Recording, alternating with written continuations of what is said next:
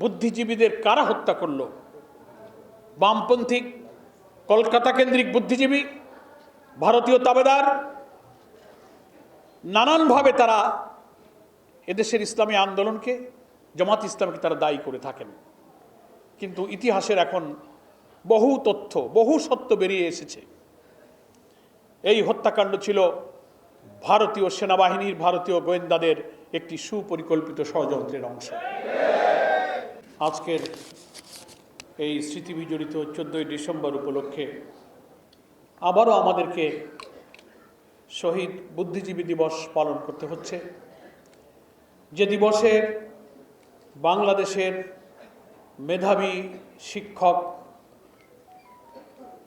একটি জাতি, একটি সভ্যতা বিনির্মাণে যারা অসাধারণ ভূমিকা রেখে থাকেন, কবি, সাংবাদিক, সাহিত্যিক, লেখক, শিল্পী, বাংলাদেশের এই সম্পদকে কারা স্বাধীনতার অর্থাৎ বিজয়ের প্রাক্কালে হত্যা করেছিল, পরিকল্পিত বেছে বেছে নৃশংসভাবে খুন করেছিল। 54 বছর পেরিয়ে গেল, বুদ্ধিজীবী হত্যার এই রহস্য আজও উন্মোচিত হয়নি। ঢালাওভাবে এদেশের রাজনীতির অঙ্গনে বাইরে থেকে যারা গুটি চালিয়ে বাংলাদেশের নতুন নতুন রাজনীতির বয়ান বা ন্যারেটিভ তৈরি করেন, এদেশের দিল্লির তাবেদাররা বুদ্ধিজীবী হত্যার ঘটনা নিয়ে তাদের প্রথাগতভাবে সমস্ত দায় দায়িত্ব ঘৃণিতভাবে জামাত ইসলামের উপরে চাপাবার যে চেষ্টা করেছেন, তিলে তিলে ইতিহাসের অনেক ইতিহাস এবং তথ্য আবিষ্কার হচ্ছে যে এই হত্যার পিছনে দিল্লির পরিকল্পিত ষড়যন্ত্রের ভিত্তিতে ভারতীয়রা আমাদের এই সেরা সন্তানকে হত্যা করেছে। আজকে এমন সময় আমরা এই আলোচনা সভায় মিলিত হয়েছি, আমাদের জাতির সম্পদ 24শে জুলাই আন্দোলনের অকুতোভয় মৃত্যুঞ্জয়ী যোদ্ধা শরীফ ওসমান হাদিকে হত্যার উদ্দেশ্যে নির্ভুল টার্গেট করে যেভাবে গুলি করা হয়েছে, ঠিক নির্বাচনের তফসিল ঘোষণার পরের দিন এই হত্যাকাণ্ড বা হত্যাকাণ্ডের উদ্দেশ্যে এই আক্রমণ দেশ জুড়ে নির্বাচন বানচাল করে একটা অরাজক অস্থিতিশীল পরিস্থিতি সৃষ্টি করার জন্য কিছুদিন থেকেই বাংলাদেশের এক শ্রেণীর সাংবাদিক, এক শ্রেণীর সুশীল নামের দিল্লির তাবেদাররা টক শোতে, লেখনীতে এমন পরিস্থিতি তৈরি করেছে মনে হচ্ছে আওয়ামী লীগ না আসলে ইলেকশনটা হবে না। কি করে ইনক্লুসিভ ইলেকশনের নামে, রিফাইন ইলেকশনের নামে আওয়ামী লীগকে ইলেকশনে আনা যাবে, ফ্যাসিবাদের দোসর জাতীয় পার্টিকে জোড়াতালি দিয়ে ইলেকশনে আনা যাবে, তার পক্ষে এক শ্রেণীর বুদ্ধিজীবীরা বয়ান তৈরি করতে চেষ্টা করেছে। ঠিক সেই সময় হাদির উপরে গুলি করা হয়েছে। সংগ্রামী দেশবাসী, এমন সময় হাদিকে গুলি করা হয়েছে ঠিক কিছুদিন ধরে নির্বাচন তফসিল ঘোষণা হবে, নির্বাচনের পোলারাইজেশন হচ্ছে, জনগণ উৎসব মুখর পরিবেশে ভোট দিতে যাবে। সেই নির্বাচনের ময়দানকে এমন একটা ন্যারেটিভের মাধ্যমে সাংবাদিক, লেখক, কলামিস্ট, বুদ্ধিজীবী, শিল্পী, সাহিত্যিকরা বর্ণচোরার মতো যারা 5ই আগস্টের পর যারা লুকিয়ে ছিলেন, আমাদের সরকারের প্রশাসনের গোয়েন্দাদের ব্যর্থতার সুযোগ নিয়ে তারা আবার মাথা খোলস বেরিয়ে দিয়ে তারা আবার এই দেশকে দিল্লির তাবেদার বানাবার চক্রান্তে লিপ্ত হয়েছে। তারই অংশ হিসাবে আমি মনে করি আমাদের স্নেহস্পদ সন্তান এই হাদিকে খুন করার জন্য তাকে গুলি করা হয়েছে। তার জীবন সংকটাপন্ন। আমরা জানতে পেরেছি তাকে চিকিৎসার জন্য আজকেই হয়তো বাইরে পাঠাবার চেষ্টা করা হচ্ছে। সারা দেশ, সারা দুনিয়া এই জুলাই বিপ্লবের যারা অংশীদার, ফ্যাসিবাদ বিরোধী আন্দোলনে যারা অসাধারণ ভূমিকা রেখেছিলেন, তারা সকলেই প্রাণ খুলে হাদির সুস্থতার জন্য, আরোগ্যের জন্য মহান আল্লাহর কাছে তারা চোখের পানি ফেলছেন, দোয়া করছেন। আমরা আল্লাহর কাছে আজকের এই আলোচনা সভায় দোয়া করছি, ভারতীয় আধিপত্যবাদ বিরোধী দেশপ্রেমিক যে শুধু নিজের জন্য নয়, দেশের জন্য এবং প্রত্যেক ফ্যাসিবাদ বিরোধী রাজনৈতিক শক্তিকে এই ন্যারেটিভ দিয়ে একটি জুলাইয়ের চেতনায় ঐক্যবদ্ধ রাখার জন্য সে অকুতোভয় সংগ্রামী বার্তা ছড়িয়ে দিয়েছিলেন, সেই হচ্ছে শরীফ ওসমান হাদি। আল্লাহ তাআলা তাকে আমাদের মাঝে ফিরিয়ে দিন। আমরা মনে করি এই দেশের স্বাধীনতা, আমাদের জাতিসত্তা, আমাদের অখণ্ডতাকে রক্ষার প্রয়োজনে হাদির মতো এই সংগ্রামী মৃত্যুঞ্জয়ী বীরের বেঁচে থাকা প্রয়োজন। আল্লাহ তাআলার কাছে আমরা সেই দোয়া করছি। প্রিয় ভাইরা আমার, সংক্ষেপে শহীদ বুদ্ধিজীবী দিবস সম্পর্কে আমি শুরুতে যে কথাটা বলেছি তার একটু ব্যাখ্যা দিতে চাই। আজও বুদ্ধিজীবীদের কারা হত্যা করল? বামপন্থী কলকাতা কেন্দ্রিক বুদ্ধিজীবী, ভারতীয় তাবেদার, নানানভাবে তারা এদেশের ইসলামী আন্দোলনকে, জামাত ইসলামকে তারা দায়ী করে থাকেন। কিন্তু ইতিহাসের এখন বহু তথ্য, বহু সত্য বেরিয়ে এসেছে। এই হত্যাকাণ্ড ছিল ভারতীয় সেনাবাহিনীর, ভারতীয় গোয়েন্দাদের একটি সুপরিকল্পিত ষড়যন্ত্রের অংশ। কারণ 16ই ডিসেম্বর বিজয়ের প্রাক্কালে এই হত্যাকাণ্ডটা হলো। কারা ঘটালো? 8ই ডিসেম্বর বিজয়ের আগে ভারতীয় 36 সেনারা ঢাকায় অবতরণ করেছিল, রেকর্ড আছে। এবং অলরেডি তখন রাজধানী ঢাকা সহ তদানীন্তন পূর্ব পাকিস্তান তখন ভারতীয় সেনাদের নিয়ন্ত্রণে। সেই সময় পাকিস্তানি সৈন্য তারা তাদেরকে অভিযুক্ত করেন, রাজাকার আলবদর যে নাম তাদেরকে বলা হয়, স্বাধীনতা বিরোধী যারা লড়াই করছিলেন। ওই বিজয়ের প্রাক্কালে ভারতীয় সৈন্য যখন রাজধানী সহ গোটা পূর্ব পাকিস্তানকে নিয়ন্ত্রণে নিয়ে নিল, তখন তারা তো নিজেদের আত্মসমর্পণ, নিজেদের প্রাণ বাঁচানো, পালিয়ে যাওয়ার চেষ্টায় তারা ব্যস্ত ছিলেন। কে কাকে খুঁজে কোথায় কাকে হত্যা করবে, নিজেদের জীবন বাঁচাতেই তো তখন তারা ব্যস্ত ছিলেন। রাও ফরমান আলী আত্মসমর্পণকারী একজন পাকিস্তানি জেনারেল, তিনি তার ইন্টারভিউতে বলেছেন আন্তর্জাতিক টেলিগ্রাফ পত্রিকায়, আপনারা আজকের পত্রপত্রিকাও দেখেছেন, তিনি বলেছেন। তারপরে ভারতীয় লেখকরা বলেছেন যে ভারতীয় সৈন্যরা যখন এই ঢাকা সহ পূর্ব পাকিস্তান তাদের নিয়ন্ত্রণে নিয়ে নিল, পাকিস্তানি সেনাবাহিনী 14ই ডিসেম্বরই আত্মসমর্পণ করতে চেয়েছিল। কিন্তু ভারতীয় সেনাবাহিনী জগজিৎ সিং অরোরা আর আত্মসমর্পণ করেছিলেন জেনারেল নিয়াজি। তাদের মধ্যে ডায়ালগ চলছিল আত্মসমর্পণের দিনক্ষণ ঠিক করার জন্য। ভারতীয় সেনাপ্রধানদের সেনাবাহিনীর ইচ্ছায় আরও 2 দিন 14 থেকে 16 আত্মসমর্পণের দিনকে শিফট করে 16 তারিখে আত্মসমর্পণের দিন ধার্য করা হয়। এবং 14ই ডিসেম্বরে খুঁজে খুঁজে বিশ্ববিদ্যালয়ের শিক্ষক, প্রথিতযশা সাংবাদিক, শিল্পী, লেখক, শিক্ষকদেরকে বেছে বেছে, যারা বেঁচে থাকলে এই বাংলাদেশকে গড়ে তোলার জন্য, সদ্য স্বাধীন বাংলাদেশে অসাধারণ মেধায়, চরিত্র, মনন দিয়ে তারা ভূমিকা রাখতে পারত, তাদেরকে তারা বেছে বেছে হত্যা করেছিল।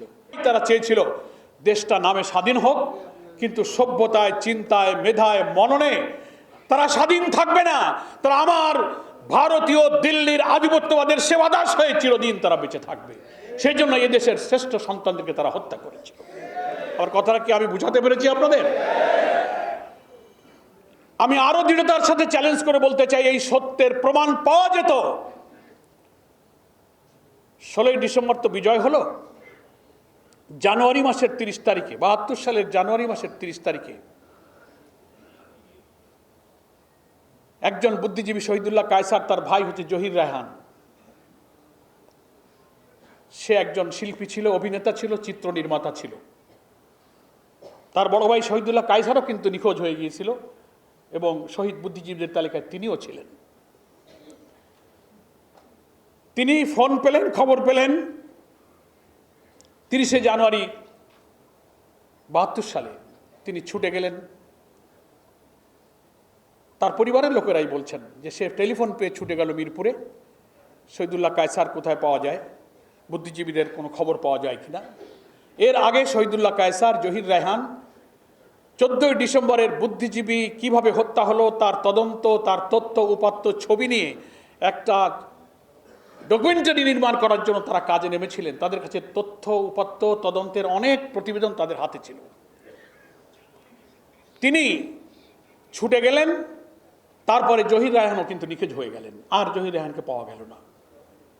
তার বন্ধু ছিল তদানীন্তন রাষ্ট্রপতি আবু সাইদ চৌধুরীর বঙ্গভবনে রাষ্ট্রপতির স্টাফ অফিসার ছিল মোহাম্মদ সেলিম। তিনিও এই তদন্ত কাজে, ডকুমেন্টারি এবং চিত্র নির্মাতার কাজে জহির রায়হানের সহযোগী ছিলেন। একই সময় দুই বন্ধু কিন্তু তারা চলে গিয়েছেন। আজকের পত্রিকায় সেই ইতিহাসের লেখনীয় আসছে। লেখকরা এটা বলে না জহির রায়হান নিখোঁজ হয়েছে, তা বলে না, কিন্তু সেলিমও যে সেদিন নিখোঁজ হয়েছে সে কথা কিন্তু এখন আর কেউ বলে না। কারণ ওই সেলিমের কাছেও বুদ্ধিজীবী হত্যার তদন্তের অনেক তথ্য উপাত্ত ছবি তার কাছেও ছিল, জহির রায়হানের কাছেও ছিল। এদেরকে যদি জীবিত পাওয়া যেত তাহলে ভারতীয় সেনারা যে সেদিন বুদ্ধিজীবী বেছে বেছে কিভাবে হত্যা করেছিল তার প্রামাণ্য অনেক ছবি, চিত্র, প্রমাণ এই জাতি কিন্তু জানতে পারত। এই সত্য প্রকাশিত হলে এই স্বাধীনতা যুদ্ধের পিছনে ভারত যে এই দেশকে ভালোবেসে স্বাধীনতার যুদ্ধে তারা সাহায্য করেনি, এই দেশকে তাবেদার বানানোর জন্যই যে তারা এটা করেছে এবং বুদ্ধিজীবীদের তারা হত্যা করেছে, এই সত্যটা জাতি জেনে ফেলতো। তাই পরিকল্পিতভাবে শেখ মুজিবের জীবদ্দশা এবং পরবর্তী আওয়ামী লীগের কোনো সরকারই এই বুদ্ধিজীবী হত্যার রিপোর্ট আজও প্রকাশ করতে পারে। ফলে আমরা মনে করি আজকে বাংলাদেশে কিন্তু সেই দিল্লির তাবেদারদের রাজনীতির এক এক ঘটনা আসলেই নতুন ন্যারেটিভ, নতুন বয়ান, নতুন রাজনীতির গতিপথ নির্ধারণ করে জাতিকে সেদিকে বিভ্রান্ত করে মিসগাইড করে চালাবার সেই যে অপচেষ্টা তা কিন্তু আজও বন্ধ হয়ে যায়নি।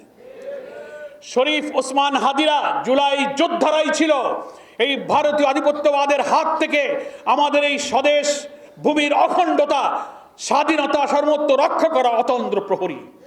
এই জন্য তারা টার্গেট করেছে নির্বাচনের আগে এই জুলাই যোদ্ধাদেরকে হত্যা করতে না পারলে আগামী জাতীয় নির্বাচনে ইসলামপন্থী ভারতীয় আধিপত্যবাদ বিরোধী শক্তির এখানে বিজয় হবে। সেই বিজয়ের ঠেকাবার জন্য তারা আজকে এই সমস্ত জুলাই যোদ্ধা তরুণ সেনাপতিদেরকে তারা হত্যা করার টার্গেট করেছে। এরপরে এক একজন করে নাম শোনা যাচ্ছে, এরপরে টার্গেট অমুক, এরপরে টার্গেট অমুক। সংগ্রামী ভাইরা আমার, আমি আপনাদের কাছে এই কথাটা বলে শেষ করতে চাই যে আজকে সময় এসেছে আমাদের এই হাদিদের জীবনের নিরাপত্তা সংরক্ষণ, আমাদের স্বাধীনতা সার্বভৌমত্বের সংরক্ষণ এবং ভারতের জনগণের প্রতি আমাদের কোনো আক্রোশ নেই। আমাদের বিশাল প্রতিবেশী দেশ, দুনিয়ার কোনো দেশ তার প্রতিবেশীর সাথে নিষ্প্রয়োজন কোনো সত্যতা রক্ষা করা, কোনো সত্যতা নিয়ে চলা। তবে ভারতের যারা সরকার, সাম্প্রদায়িক হিন্দুত্ববাদী সরকার যারা ক্ষমতায় এখন আছেন, বারবার যারা এসেছেন, তারাই এদেশের স্বাধীন সত্তাকে বিকিয়ে দিয়ে এদেশের ইসলামী মূল্যবোধ ধ্বংসের জন্য তারা বারবার এদেশের মানুষের উপরে হত্যার ষড়যন্ত্র চাপিয়ে দিয়েছেন। আপনারা বর্ডার কিলিং করেছেন, আমাদের পানি সমস্যা, আমাদের নদীর সমস্যা, আপনারা ফেলানির মতো কাঁটাতারে ঝুলিয়ে রেখে এই দেশের মানুষকে হত্যা করা, আমাদের ট্রানজিট, আমাদের ট্রেড ব্যালেন্স সব কিছুকে পরিকল্পিতভাবে আপনারা ধ্বংস করেছেন। আমরা সম্পর্ক চাই, কিন্তু সেই সম্পর্ক চাই ন্যায্যতা এবং সমতার ভিত্তিতে। বিগ ব্রাদারলি অ্যাটিটিউড নিয়ে আপনি আমাদেরকে শাসন করবেন। আপনি যেমন স্বাধীন, আমরাও বাংলাদেশ একটি স্বাধীন দেশ। আমাদের পররাষ্ট্রনীতি, আমাদের অর্থনীতি, রাজনীতি, আমরা স্বাধীন হব। আমার দেশে কে নির্বাচনে যাবে আর যাবে না, কে সরকার গঠন করবে আর করবে না, that is up to me. এটা আমাদের দেশের জনগণের ব্যাপার। আপনি ওখান থেকে এসে পররাষ্ট্র প্রতিমন্ত্রী, পররাষ্ট্র সচিব, এক এক সময় এক এক গোয়েন্দা এসে সফর করে বলবেন যে আপনারা নির্বাচনে যান, তা না হলে কিন্তু মৌলবাদরা ক্ষমতায় চলে যাবে। এই কথা বলার অধিকার কোনো দেশের নেই। এগুলোই আপনারা এতকাল করেছেন। আজকে যখন একটা অবাধ, নিরপেক্ষ, স্বচ্ছ নির্বাচনের জন্য জাতি প্রস্তুত হচ্ছে, সবাই আমরা মিলে সহযোগিতা করছি, এটা এখন তাদের গাত্রদাহ তো হবেই। স্বচ্ছ নিরপেক্ষ বিচারে ফ্যাসিস্ট খুনি হাসিনার ফাঁসির দণ্ড হয়ে যাওয়ার পরে পলাতক মৃত্যুদণ্ড প্রাপ্তি আসামিকে যারা আশ্রয় দিতে পারে তারা এই দেশের কখনো কল্যাণ করতে পারে না।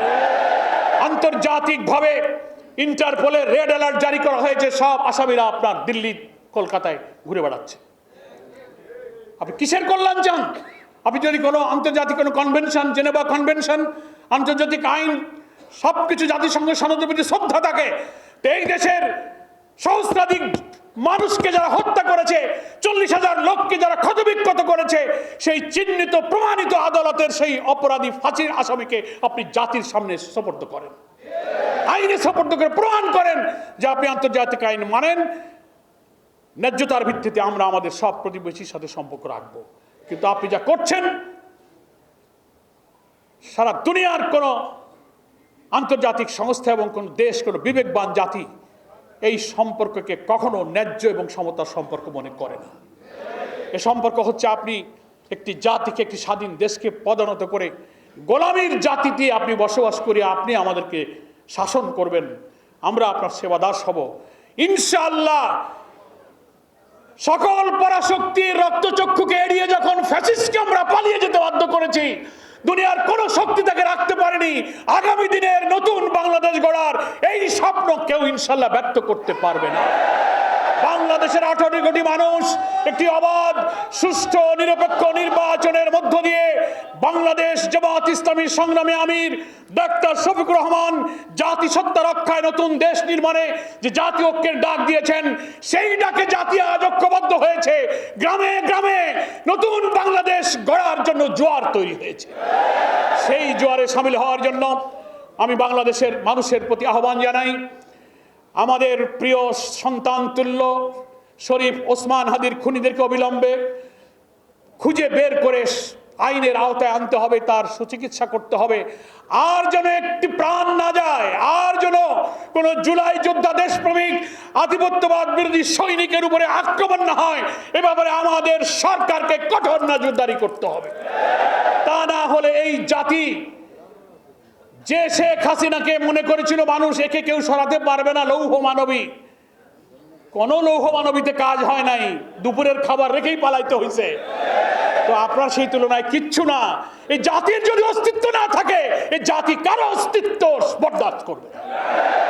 সকলকে ধন্যবাদ জানিয়ে, শহীদ বুদ্ধিজীবী যারা দেশের জন্য জীবন দিয়েছিলেন তাদের প্রকৃত হত্যাকারীদের খুঁজে বের করা, শরীফ ওসমান হাদির উপরে হামলাকারীদের খুঁজে বের করে আসুন নতুন বাংলাদেশ বিনির্মাণে আমরা অন্তত কমন ইস্যুতে জাতীয় ঐক্য তৈরি করে জুলাইয়ের চেতনাটা আমরা ধরে রাখি। আমরা দুর্নীতিমুক্ত সমাজ চাই, সোশ্যাল জাস্টিস চাই, একটি নৈতিকতার ভিত্তিতে কারিগরি উৎপাদনমুখী শিক্ষা চাই, তরুণ যুবকদের শিক্ষা, কর্মসংস্থান, ব্যবসা বাণিজ্যের কনজিনিয়াল অ্যাটমসফিয়ার হয় এমন একটা দেশ আমরা চাই। সেই প্রশ্নে আমাদের কোনো বিভেদ নেই, সেখানে আমরা সবাই ঐক্যবদ্ধ আছি। এই জাতীয় ঐক্য গড়ে তুলে আমরা আগামী নির্বাচনে বাংলাদেশের একটি কাঙ্ক্ষিত স্বপ্ন আমরা পূরণ করব।